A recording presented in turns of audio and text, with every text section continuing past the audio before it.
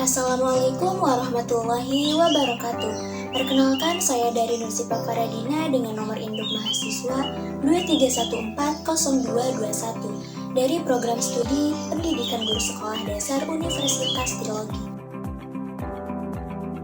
Adapun tujuan saya membuat video ini adalah untuk memenuhi tugas ujian akhir semester mata kuliah pengantar pendidikan dengan dosen pengampu, Ibu Dr. Robiatul Munajah, SPD, MPD. Di materi kurikulum dan pembelajaran ini ada 4 pokok bahasan. Yang pertama, pengertian dan tujuan kurikulum. Yang kedua, sasaran kurikulum. Yang ketiga, arah pengembangan kurikulum. Dan yang keempat, input, proses, dan output kurikulum. Pengertian kurikulum. Dalam Undang-Undang tentang Sistem Pendidikan Nasional Nomor 20 Tahun 2003, Pasal 1 Butir 19 disebutkan, kurikulum merupakan seperangkat pengaturan dan rencana mengenai tujuan, isi, dan materi pelajaran serta cara yang digunakan sebagai pedoman kegiatan pembelajaran guna mencapai tujuan pendidikan. Lalu, apa sih tujuan kurikulum? Mengutip Jurnal Pengembangan Kurikulum Dasar dan Tujuannya oleh Syamsul Bahri, tujuan dari dibuatnya kurikulum secara umum adalah untuk melancarkan proses pendidikan. Setiap kurikulum juga selalu dikembangkan untuk mencapai beberapa tujuan dengan cara merekonstruksi kurikulum sebelumnya dan membuat inovasi. Selain itu, pengembangan kurikulum dilakukan untuk beradaptasi dengan perubahan sosial dan zaman, serta mengeksplorasi pengetahuan-pengetahuan yang masih tersembunyi berdasarkan tujuan pendidikan nasional.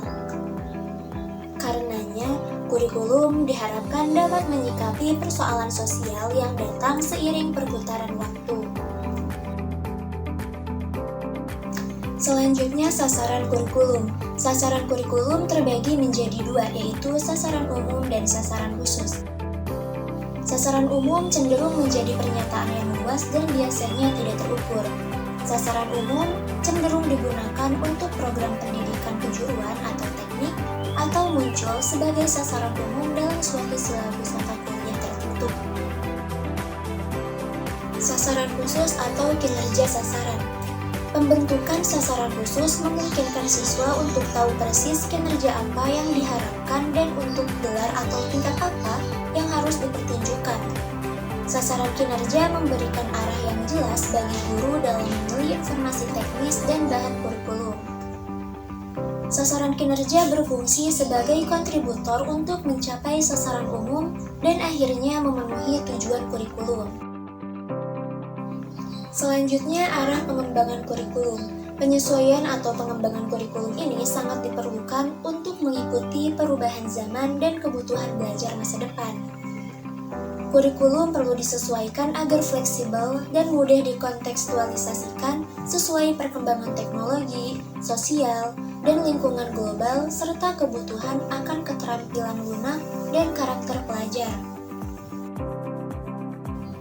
Adapun arah pengembangan kurikulum, yang pertama, pembelajaran yang fleksibel.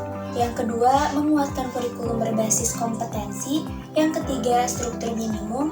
Yang keempat, fokus pada keterampilan lunak atau soft skills dan pengembangan karakter. Yang kelima, pelatihan vokasi dipimpin industri.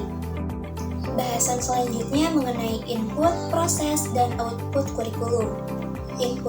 Input mencakup minat dan sikap peserta didik, kualifikasi dan kompetensi dosen dan guru, ketersediaan kurikulum dan silabus, dan ketersediaan perpustakaan, buku-buku relevan, internet, dan lain sebagainya. Sedangkan proses mencakup keterlibatan siswa dalam pembelajaran, integrasi teori dan praktik, ketepatan penggunaan media, tipe-tipe pengalaman belajar yang diberikan ke peserta didik, dan ketepatan sistem asesmen untuk siswa.